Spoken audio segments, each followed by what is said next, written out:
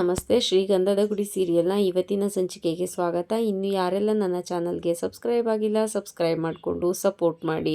ಹರಿ ಮುತ್ತು ಹತ್ರ ಬಂದು, ಅಣ್ಣ ಇನ್ನು ಮುಂದೆ ನನ್ನ ಡ್ರೆಸ್ಗಳೆಲ್ಲ ಚಂದನ ಮುಂದೆ ವಾಶ್ ಮಾಡೋದು ಮತ್ತು ವಾಶ್ರೂಮ್ ಎಲ್ಲ ತೊಳೆಯೋದು ಆ ಥರ ಎಲ್ಲ ಮಾಡಬೇಡ ಅಣ್ಣ ಅಂತ ಹೇಳ್ತಾನೆ. ಅದಕ್ಕೆ ಓ ಹಾಗಾದರೆ ನೀನು ವಾಶ್ ಮಾಡ್ತೀಯಾ ಅಂತ ಹೇಳಿದಾಗ, ಅದು ಹಾಗಲ್ಲ ಅಣ್ಣ ಅಂತ ಹೇಳೋ ಅಷ್ಟರೊಳಗಡೆ ಚಂದನ ಅಲ್ಲಿಗೆ ಬರ್ತಾಳೆ.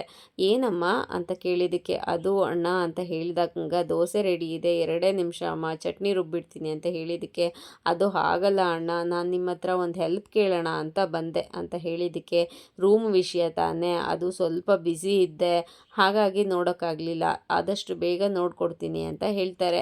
ಅದಕ್ಕೆ ಅದು ನನಗೆ ಗೊತ್ತು ಅಣ್ಣ, ನೀವು ಎಷ್ಟು ಬ್ಯುಸಿ ಇರ್ತೀರಾ ಅಂತ, ಯಾಕೆಂದರೆ ನಾನು ಆರ್ಕಿಟೆಕ್ಟೇ ಓದಿರೋದು ಅಂತ ಹೇಳ್ತಾಳೆ.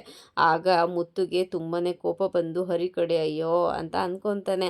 ಹೊರಗೂ ಹೋಗಿ ಕೆಲಸ ಮಾಡಬೇಕು, ಹಾಗೇನೆ ಮನೆಯಲ್ಲೂ ಅಡುಗೆ ಕೆಲಸ ಎಲ್ಲ ನೀವೇ ಮಾಡಬೇಕು, ಹಾಗಾಗಿ ನೀವು ಬ್ಯುಸಿ ಇರ್ತೀರಾ ಅಂತ ನನಗೆ ಗೊತ್ತು ಅಣ್ಣ, ನಾನು ಅದೆಲ್ಲ ಕೇಳಕ್ಕೆ ಬಂದಿದ್ದು, ಬೇರೆನೇ ಹೆಲ್ಪ್ ಕೇಳೋಕೆ ಬಂದೆ ಅಂತ ಹೇಳಿದಾಗ, ಹರಿ ಅದೇನು ಹೆಲ್ಪ್ ಅಂತ ಹೇಳಿ ನಾನೇ ಮಾಡಿಕೊಡ್ತೀನಿ ಅಂತ ಹೇಳ್ತಾನೆ. ಅದಕ್ಕೆ ಇಲ್ಲ, ನನ್ನ ಅಣ್ಣ ಹತ್ರನೇ ಕೇಳಬೇಕು ಅಂತ ಹೇಳಿದಾಗ, ಅದೇನು ಅಂತ ಕೇಳಮ್ಮ ಅಂತ ಮುತ್ತು ಹೇಳ್ತಾರೆ. ಅಣ್ಣ ನಿಮಗೆ ಗೊತ್ತಿರೋ ಯಾವ್ದಾದ್ರು ಆರ್ಕಿಟೆಕ್ಟ್ ಕಂಪ್ನಿಯಲ್ಲಿ ನನಗೊಂದು ಕೆಲಸ ಕೊಡ್ಸೋಕ್ಕಾಗುತ್ತಾ ಪ್ಲೀಸ್ ಅಣ್ಣ, ಅದು ಹರಿ ಹೇಳ್ತಾ ಇರ್ತಾರೆ ಯಾವಾಗ್ಲೂ ನೀವು ದೊಡ್ಡ ಆರ್ಕಿಟೆಕ್ಟ್ ಅಂತ, ಹಾಗಾಗಿ ನೀವು ರೆಫರ್ ಮಾಡಿದ್ರೆ ಖಂಡಿತ ನನಗೆ ಕೆಲಸ ಕೊಡ್ತಾರೆ ಪ್ಲೀಸ್ ಅಣ್ಣ, ಅದೇ ಬೇರೆ ಕಂಪ್ನಿನೇ ಆಗಬೇಕು ಅಂತ ಏನಿಲ್ಲ, ನಿಮ್ಮ ಕಂಪ್ನಿ ಆದ್ರೂ ಓಕೆನೆ, ಯಾವ್ದಾದ್ರು ಒಂದು ಪ್ರಾಜೆಕ್ಟ್ ಸಿಕ್ಕಿದ್ರೆ ಓಕೆ, ಆ ಪ್ರಾಜೆಕ್ಟ್ಗೆ ಅಸಿಸ್ಟೆಂಟ್ ಕೆಲಸನಾದರೂ ಮಾಡ್ತೀನಿ, ಅದು ಎಜುಕೇಷನ್ ಮುಗಿದ್ಮೇಲೆ ತುಂಬಾ ಗ್ಯಾಪ್ ಆದರೆ ನನಗೂ ಮನ್ಸಿಗೆ ಸಮಾಧಾನ ಅನಿಸೋದಿಲ್ಲ, ಅದಕ್ಕೋಸ್ಕರ ಅಣ್ಣ ಪ್ಲೀಸ್ ಅಣ್ಣ ಇದೊಂದು ಹೆಲ್ಪ್ ಮಾಡಿ, ನಿಮ್ಮಿಂದ ತುಂಬಾ ದೊಡ್ಡ ಉಪಕಾರ ಆಗುತ್ತೆ ಅಂತ ಹೇಳಿದಾಗ ಮುತ್ತುಗೆನೆ ಶಾಕ್ ಆಗಿ ಹರಿ ಕಡೆ ತಿರುಗಿ, ಇದೇನೋ ಇದು ಭಿಕ್ಷುಕನ ಹತ್ರ ಬಿರಿಯಾನಿ ಕೇಳ್ದಂಗೆ ಇದೆಯಲ್ಲೋ ಅಂತ ಹೇಳಿದಾಗ ಹರಿ ಸುಮ್ಮನೆ ನಿಂತಿರ್ತಾನೆ. ಅಣ್ಣ ಪ್ಲೀಸ್ ಅಣ್ಣ ಇದೊಂದು ಹೆಲ್ಪ್ ಮಾಡ್ತೀರಾ ಅಂತ ಕೇಳ್ತಾ ಇರ್ತಾಳೆ. ಅದಕ್ಕೆ ಹರಿ, ಅಯ್ಯೋ ಅಣ್ಣನ ಹತ್ರ ಹೇಳಿದಿರಲ್ಲ, ಈ ಕೆಲಸ ಆದಂಗೆ ಅಂದ್ಕೊಳ್ಳಿ, ನಾನು ಇವಾಗ ಅಣ್ಣನ ಹತ್ರ ಇದೇ ಕೆಲಸದ ಬಗ್ಗೆ ಮಾತಾಡ್ತಾ ಇದ್ದೆ ಅಂತ ಹೇಳಿದಾಗ ಚಂದನಗೆ ತುಂಬಾ ಖುಷಿಯಾಗಿ, ಹೌದಾ ಅಣ್ಣ ಅಂತ ಕೇಳಿದ್ದಕ್ಕೆ, ಹಾಂ ಹೌದು ಅಂತ ಹೇಳ್ತಾನೆ. ಸರಿನಮ್ಮ ಆಯಿತು ನಾನು ನೋಡ್ತೀನಿ ಅಂತ ಹೇಳಿದಾಗ, ಥ್ಯಾಂಕ್ ಯು ಅಣ್ಣ ಅಂತ ಹೇಳಿಬಿಟ್ಟು ಚಂದನ ಅಲ್ಲಿಂದ ಹೋಗ್ತಾಳೆ. ಹರಿ ಮುತ್ತು ಕಡೆ ತಿರುಗಿ, ಅದು ಅಣ್ಣ ಇದೊಂದು ಉಪಕಾರ ಮಾಡಿಕೊಟ್ಬಿಟ್ರೆ ನಿನಗೆ ನನ್ನ ಕಡೆಯಿಂದ ಒಂದು ದೊಡ್ಡ ಉಪಚಾರ ಕಾಯ್ದಿದೆ ಅಂತ ಹೇಳ್ತಾನೆ. ಅದಕ್ಕೆ ಮಾಡೋದೆಲ್ಲ ಅನಾಚಾರ, ಇವಾಗ ಉಪಚಾರ ಉಪಚಾರ ಅಂತ ಮಕ್ಷಕಾಯಿ ತಗೊಂಡು ಹರಿಗೆ ಹೊಡೆಯೋದಕ್ಕೆ ಬರ್ತಾರೆ. ಆಗ ಹರಿ ಅಲ್ಲಿಂದ ತಪ್ಪಿಸ್ಕೊಂಡು ಓಡೋಗ್ತಾನೆ.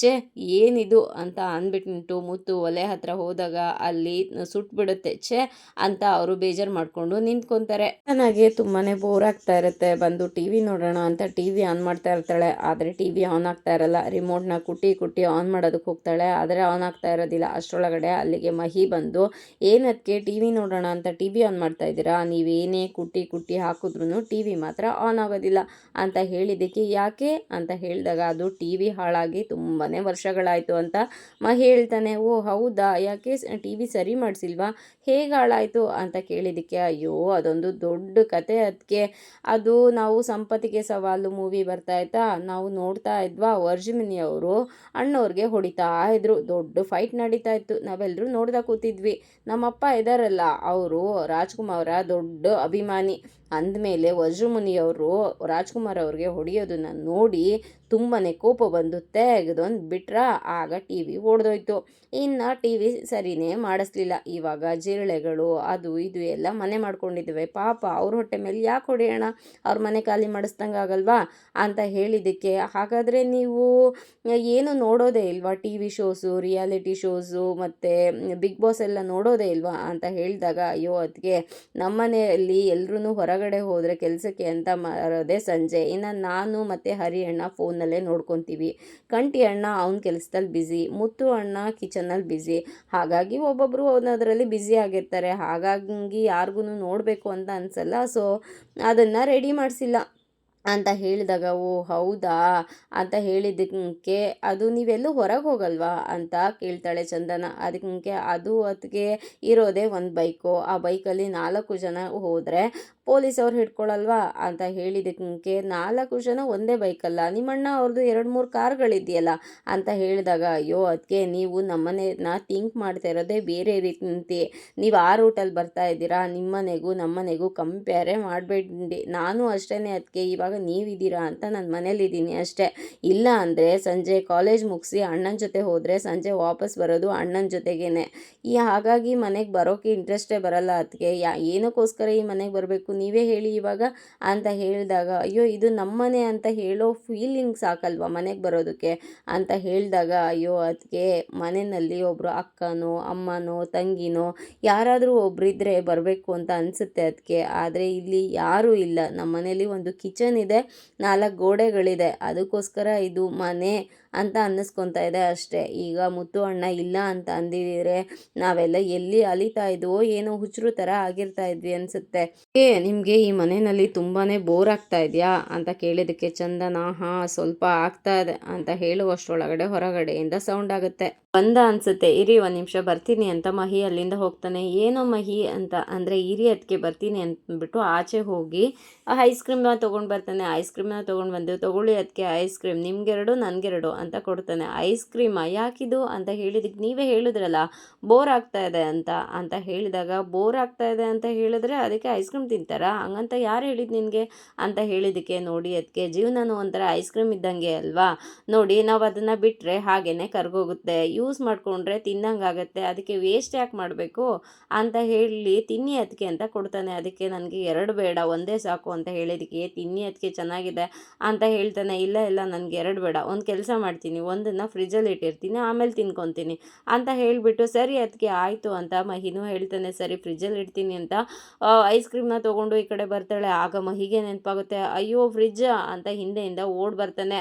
ಚಂದನ ಹೋಗಿ ಫ್ರಿಜ್ದು ಡೋರ್ ಓಪನ್ ಮಾಡಿದ ತಕ್ಷಣ ಅದರಲ್ಲಿದ್ದ ಬಟ್ಟೆಗಳು ಅದು ಇದು ಎಲ್ಲ ಕೆಳಗಡೆ ಬೀಳುತ್ತೆ. ಅದನ್ನು ನೋಡಿ ಶಾಕ್ ಆಗ್ತಾಳೆ, ಏನಿದು ಅಂತ. ಅಷ್ಟರಲ್ಲಿ ಮಹಿ ಅಲ್ಲಿಗೆ ಬಂದು ಅಲ್ಲಿದ್ದ ಒಂದು ಬಟ್ಟೆನ ತೆಗೆದಿಟ್ಕೊಂಡು ಅದು ಅದಕ್ಕೆ ಫ್ರೆಶ್ ಆಗಿರಲಿ ಅದು ಅಂತ ಹೇಳ್ತಾ ಇರ್ತಾನೆ. ಆಗ ಚಂದನ ಫ್ರಿಜ್ನ ನೋಡಿ ಶಾಕ್ ಆಗ್ತಾ ಇರ್ತಾಳೆ, ಏನಿದು ಈ ಥರ ಇದೆ ಅಂತ. ಅದು ಅದಕ್ಕೆ ಇದು ಫ್ರಿಜ್ ಥರ ಅಂತ ಹೇಳಕ್ಕೆ ಹೋದಾಗ, ಅರ್ಥ ಆಯಿತು ಇದು ಸುಮ್ಮನೆ ಫ್ರಿಜ್ ಥರ ಆದರೆ ಫ್ರಿಜ್ ಅಲ್ಲ ಅಲ್ವಾ ಅಂತ ಹೇಳಿದಾಗ, ಅದಕ್ಕೆ ನಿಮ್ಗೆ ಅರ್ಥ ಆಯಿತು ತಾನೇ, ಅಯ್ಯೋ ಬೇಗ ಐಸ್ ಕ್ರೀಮ್ ತಿನ್ಕೊಳ್ಳಿ, ಇಲ್ಲಾಂದರೆ ಇದಕ್ಕೂ ಬೋರ್ ಬಂದು ವೇಸ್ಟ್ ಆಗಿಬಿಡುತ್ತೆ, ಬೇಗ ತಿನ್ನಿ ಅಂತ ಹೇಳಿದಾಗ ಚಂದನ ಆಯಿತು ಅಂತ ಐಸ್ ಕ್ರೀಮ್ನ ತೊಗೊಂಡು ಚೀಯರ್ಸ್ ಮಾಡಿ ತಿಂತಾಳೆ. ಮನೆಯಿಂದ ಹೊರಗೆ ಹೋಗಿರ್ತಾರೆ. ಚಂದನ ಬೇಜಾರು ಮಾಡಿಕೊಂಡು ಬೆಡ್ ಮೇಲೆ ಕೂತಿರ್ತಾಳೆ. ಹೊರಗಡೆಯಿಂದ ಏನೋ ಸೌಂಡ್ ಬರುತ್ತೆ. ನಟರಾಜ್ ಅವರು ಒಳಗಡೆ ಬರ್ತಾ ಇರೋ ಸೌಂಡ್ ಆಗುತ್ತೆ. ಅದನ್ನು ನೋಡಿ ಸೈಡಲ್ಲಿ ಹೋಗಿ ಎದ್ದು ನಿಂತ್ಕೊತಾಳೆ. ನಟರಾಜ್ ಅವರು ಬಂದು ಬೆಡ್ ಮೇಲೆ ಕೂತ್ಕೊಂಡು, ಇದೇನಮ್ಮ ಅದು ಯಾರು ಇಲ್ವಾ ಮನೆಯಲ್ಲಿ ಅಂತ ಕೇಳಿದಾಗ, ಇಲ್ಲ ಅದು ಇಷ್ಟೊತ್ತು ಹರಿ ಇದ್ದ, ಇವಾಗ ಹೊರಗೆ ಹೋಗಿ ಬರ್ತೀನಿ ಅಂತ ಹೋದ ಅಂತ ಹೇಳಿದಕ್ಕೆ, ಹಾಗಾದರೆ ನೀನು ಒಬ್ಳನ್ನೇ ಇಲ್ಲಿ ಬಿಟ್ಟೋಗಿದ್ದಾರಾ, ಬರಲಿ ಅವ್ರಿಗಿದೆ ಇವತ್ತು ಹಬ್ಬ ಅಂತ ಹೇಳ್ತಾನೆ. ಅದು ಅಂತ ಚಂದನ ಸುಮ್ಮನೆ ಆಗ್ತಾಳೆ. ಏನಮ್ಮ ಒಳಗೋಗಿ ಒಂದು ತಂಬಿಗೆ ನೀರು ತಗೊಬರಮ್ಮ ಅಂತ ಹೇಳಿದ್ದಕ್ಕೆ, ಆಯಿತು ಅಂತ ಒಳಗೋಗಿ ಬಿಂದಿಗೆಯಲ್ಲಿ ನೀರು ತಗೊಬರ್ತಾಳೆ. ಇದೇನಮ್ಮ ಇದು ತಂಬಿಗೆ ನೀರು ಕೇಳಿದ್ರೆ ಬಿಂದಿಗೆ ನೀರೇ ತಂದುಬಿಟ್ಟಿದೆಯಾ, ಆಯಿತು ಪರವಾಗಿಲ್ಲ ಕೊಡು ಇಲ್ಲಿ ಅಂತ ಹೇಳಿಬಿಟ್ಟು ಮತ್ತೆ ಥರ ತಪ್ಪುತ್ತೆ ಅಂತ ಬಿಂದಿಗೆ ನೀರನ್ನು ಇಸ್ಕೊಂಡು ಒಂದು ಚಂಬಲ್ಲಿ ಎಣ್ಣೆನ ಹಾಕ್ಕೊಂಡು ಅದಕ್ಕೆ ನೀರನ್ನು ಹಾಕ್ಕೊಂಡು ಟವಲ್ನ ಮುಚ್ಕೊಂಡು ಕುಡಿತಾರೆ. ಅದನ್ನು ನೋಡಿ ಅಸಹ್ಯ ಪಡ್ಕೋತಾ ಇರ್ತಾಳೆ ಚಂದನ. ಅದನ್ನು ಕುಡ್ದಾದ್ಮೇಲೆ ಮತ್ತೆ ಹಾಡು ಹೇಳೋದಕ್ಕೆ ಶುರು ಮಾಡ್ತಿರ್ತಾರೆ.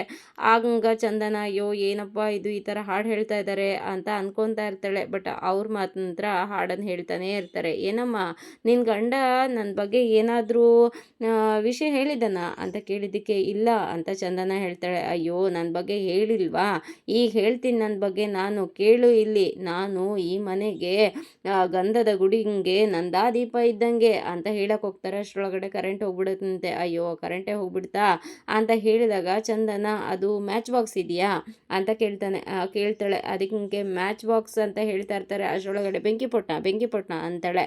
ಅಯ್ಯೋ ಇಂಗ್ಲೀಷಲ್ಲೇ ಹೇಳಮ್ಮ, I know I am lorry driver India permit ಅಂತ ಹೇಳ್ತಾನೆ. ಸರಿ ಕೊಡಿ ಅಂತ ಹೇಳಿಬಿಟ್ಟು ಆ ಮ್ಯಾಚ್ ಬಾಕ್ಸ್ನ ತೊಗೊಂಡೋಗಿ ಒಳಗಡೆಯಿಂದ ದೀಪ ಹಚ್ಕೊಂಡು ತೊಗೊಂಡು ಬರ್ತಾಳೆ.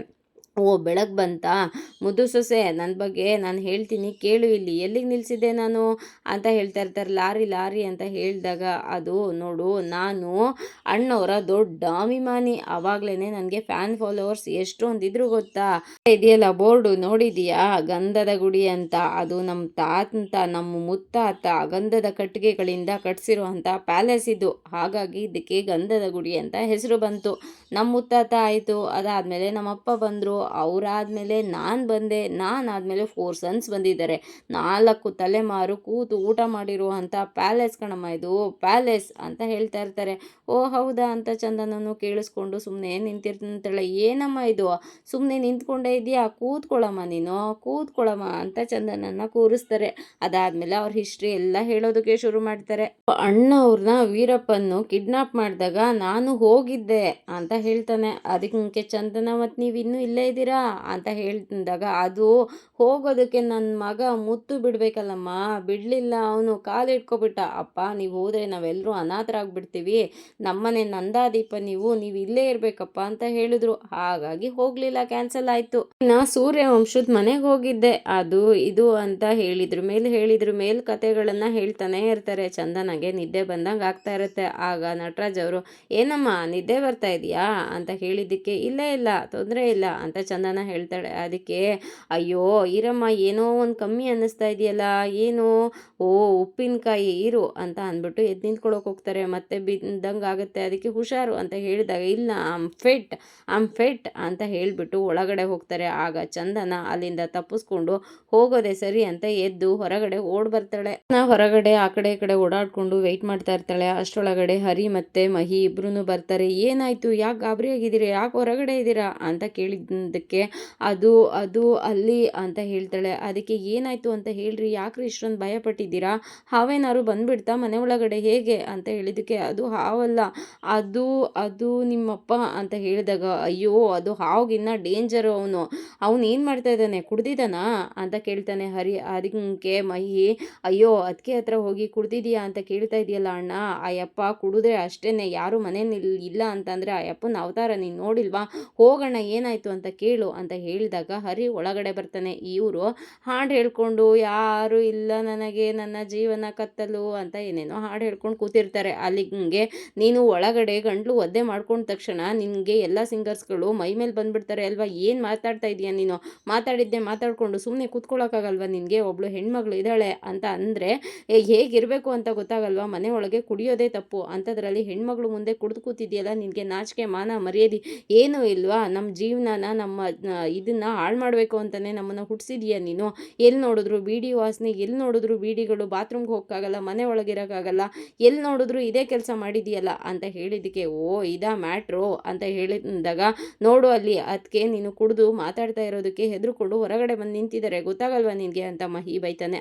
ಅದಕ್ಕೆ ಏನಾಯಿತು ಅಂತ ಕರೆಕ್ಟಾಗಿ ಹೇಳಿ ಅಂತ ಹೇಳಿದಾಗ, ಅದಕ್ಕೆ ಹೊರಗಡೆ ಹೆದರ್ಕೊಂಡು ಬಂದು ನಿಂತಿದ್ದಾರೆ ಅಂತ ಮಹಿ ಹೇಳ್ತಾನೆ. ಓ ಇದಾ ಮ್ಯಾಟ್ರು, ಅದು ನಾನು ಕುಡ್ದಿದ್ದೀನಿ, ಅವಳಿಗೇನು ಕುಡಿಸಿದ್ದೀನ ಅಂತ ಹೇಳಿದಾಗ, ಓ ನಿನ್ನ ಲೆಕ್ಕಾಚಾರದಲ್ಲಿ ಅವ್ರಿಗೆ ಬೇರೆ ಕುಡಿಸ್ಬೇಕಿತ್ತ ನೀನು, ನಿನಗೆ ಮರ್ಯಾದೆಗೆ ಬೇರೆ ಕೇಡು, ನಿನ್ನನ್ನು ಮನೆ ಒಳಗೆ ಬಿಟ್ಕೊಂಡಿರೋದೇ ಹೆಚ್ಚು, ಮರ್ಯಾದೆ ಬೇರೆ ಕೊಡ್ತಾರೆ ನಿನಗೆ, ಹಾಗೆ ಹೀಗೆ ಅಂತ ಹರಿ ಬೈತಾ ಇರ್ತಾನೆ. ಅದಕ್ಕೆ ಏನೋ ಏನೋ ಏನೋ ಹೆಂಡತಿ ಮಾತು ಕೇಳಿಕೊಂಡು ನನಗೆ ದಬ್ಬಾಳಿಕೆ ಮಾಡೋಕ್ಕೆ ಬಂದಿದೆಯಾ ಅಂತ ಜಗಳಕ್ಕೆ ಹೋಗ್ತಾರೆ. ಆಗ ಚಂದನ, ಹರಿ ಜಗಳ ಬೇಡಿ, ಬನ್ನಿ ಅಂತ ಹೇಳಿದಾಗ, ಹೋಗು ನಿನ್ನ ಹೆಂಡತಿ ಕರಿತಾ ಇದ್ದಾಳೆ ಅಂತ ಹೇಳಿದ್ದಕ್ಕೆ, ನೋಡು ನಮ್ಮನ್ನ ಜೀವನ ಹಾಳು ಮಾಡಬೇಕು ಅಂತ ನೀನು ಹುಟ್ಟಿದ್ರೆ ನೋಡು ನಿನ್ನನ್ನು ಬಿಡಲ್ಲ ಇವನು ಅಂತ ಅಂದ್ಬಿಟ್ಟು ಹರಿ ಜಗಳಕ್ಕೆ ಹೋಗ್ತಾನೆ. ಅದಕ್ಕೆ ಹರಿ ಬೇಡಿ, ಜಗಳ ಬೇಡಿ, ಬನ್ನಿ ಅಂತ ಚಂದನ ಹೇಳ್ಕೊಂಡು ಒಳಗಡೆ ಹರಿನ ಕರ್ಕೊಂಡು ಹೋಗ್ತಾಳೆ. ಮತ್ತೆ ಚಂದನ ಒಳಗೆ ಹೋದ್ರೂ ಮಹಿ ಮಾತ್ರ ಅಲ್ಲೇ ನಿಂತಿರ್ತಾನೆ. ಅದಕ್ಕೆ ನಟರಾಜ್ ಅವರು, ನೀನು ಹೋಗೋ ಒಳಗೆ, ನಿನಗೆ ಬೇರೆ ಸಪ್ರೇಟಾಗಿ ಸ್ಪೆಷಲಾಗಿ ಹೇಳಬೇಕಾ ಅಂತ ಹೇಳಿದ್ದಕ್ಕೆ, ಅಯ್ಯೋ ಬೆಳಗ್ಗೆ ನೀನು ಬದುಕಿರ್ತೀಯೋ ಇಲ್ವೋ ಅದಕ್ಕೆ ನೋಡ್ತಾ ಇದ್ದೀನಿ ಅಂತ ಹೇಳಿದಾಗ, ಏನೋ ಅಂತ ಹೇಳಿದಾಗ, ನೋಡು ಇವಾಗ ನೀನು ಕಣ್ಣು ತುಂಬ ನಿದ್ದೆ ಮಾಡ್ಕೋ, ರಾತ್ರಿ ಯಾವಾಗ ಒಂದು ದೊಡ್ಡ ಸೈಜ್ಗಳು ಬಂದು ನಿನ್ನ ಮುಖದ ಮೇಲೆ ಬೀಳುತ್ತೋ ಏನೋ ಗೊತ್ತಿಲ್ಲ, ಅದಕ್ಕೆ ನೋಡ್ತಾ ಇದ್ದೀನಿ, ಹುಷಾರಾಗಿರು, ನಾಳೆ ನೀನು ಬದುಕಿರ್ತೀಯೋ ಇಲ್ವೋ ಅಂತ ಹೇಳಿದಾಗ, ಏನೋ ಅಂತ ಹೆದರ್ಕೊತಾನೆ ನಟರಾಜ್. ಅದಕ್ಕೆ ಹೆದರ್ಕೋಬೇಡ, ಅದೇ ನಡೆಯೋದು, ನಿಜವಾಗ್ಲೂ ಬರ್ತೀನಿ ಅಂತ ಹೇಳಿಬಿಟ್ಟು ಅಲ್ಲಿಂದ ಹೋಗ್ತಾನೆ.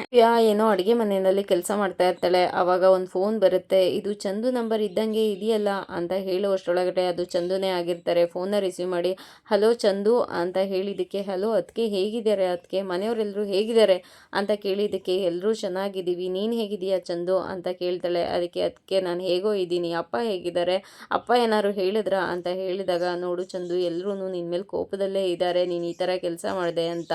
ನೀನೇ ನೋಡ್ದಿಯಲ್ಲ ನಿಮ್ಮಣ್ಣ ನೀನು ಫೋನ್ ಮಾಡಿದಾಗ ಯಾವ ಥರ ಎಲ್ಲ ಮಾತಾಡಿಬಿಟ್ರು ಅಂತ ಹೇಳಿದ್ದಕ್ಕೆ, ಅಯ್ಯೋ ಅದು ಬಿಡಿ ಅದಕ್ಕೆ ಹೋಗಲಿ ಅಂತ ಹೇಳ್ತಾಳೆ.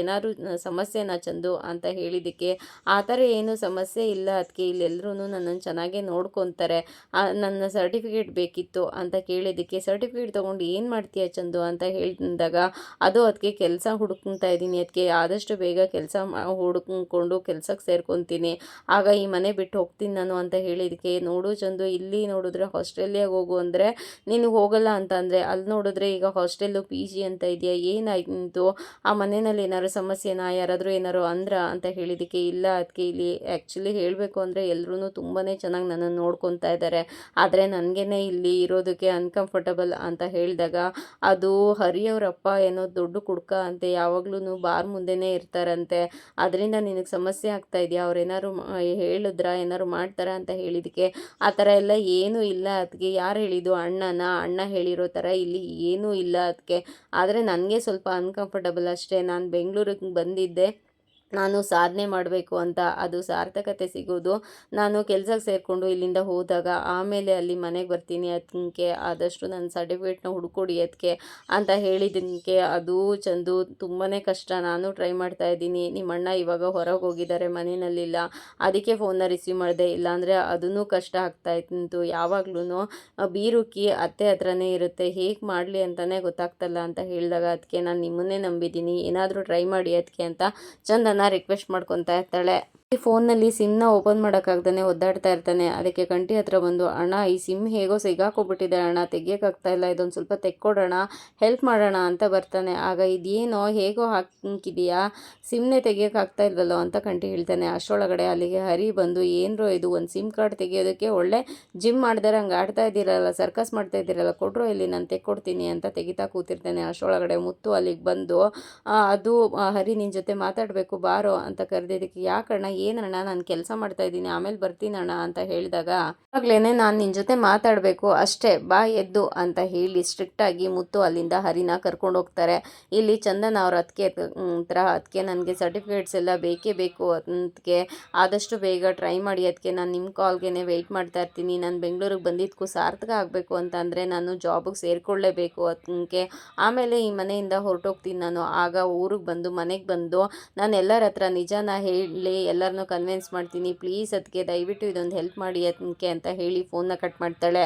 ಇತ್ತು ಇವತ್ತಿನ ಸಂಚಿಕೆ. ಈ ಸಂಚಿಕೆ ಇಷ್ಟ ಆಗಿದ್ರೆ ಒಂದು ಲೈಕ್ ಕೊಟ್ಟು ಶೇರ್ ಮಾಡಿ, ಕಮೆಂಟ್ ಬಾಕ್ಸಲ್ಲಿ ಕಮೆಂಟ್ ಮಾಡಿ ತಿಳಿಸಿ ಹೇಗಾಗಿತ್ತು ಇವತ್ತಿನ ಸಂಚಿಕೆ ಅಂತ. ನಾಳಿನ ಸಂಚಿಕೆಯಲ್ಲಿ ಸಿಗೋಣ, ಅಲ್ಲಿವರೆಗೂ take care, bye, thank you.